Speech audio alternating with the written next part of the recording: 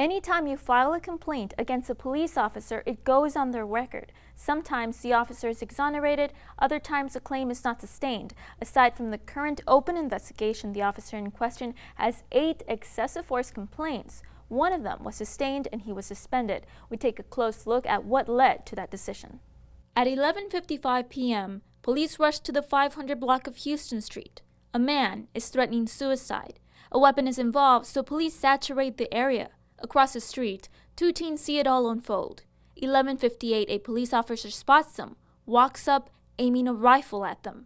Another officer rushes from behind and pepper sprays the teens. One of them falls, but the second stumbles as he's struck by a baton repeatedly. The second officer kicks him and he falls. The mother of the struck teen files a complaint, and an investigation is carried out. Although Chief Ray Garner was not chief at that time, he says the officer was punished. I do know that he received a 15-day suspension, and I do know that the Department of Justice looked into it. And once,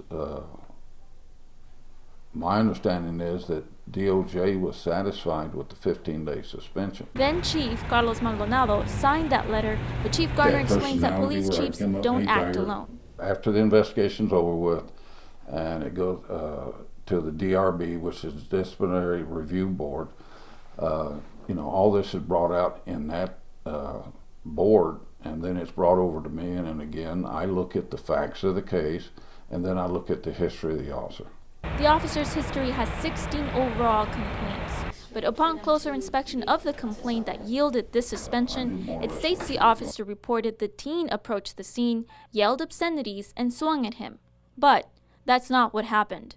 The final report states the video recording does not show any physically aggressive action, no motion to approach 518 Houston Street, and no physical interference with you or any officer by either teen.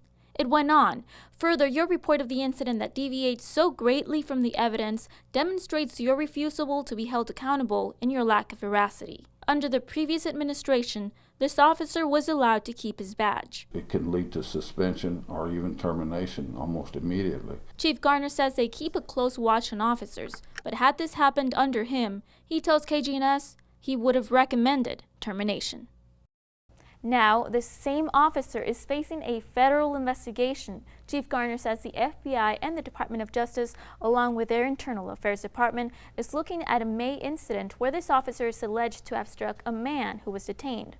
For now, the officer has been reassigned to administrative duties where he cannot enforce the law and doesn't wear a uniform. If found guilty, the officer would face federal charges. For KGNS, I'm Valerie Gonzalez.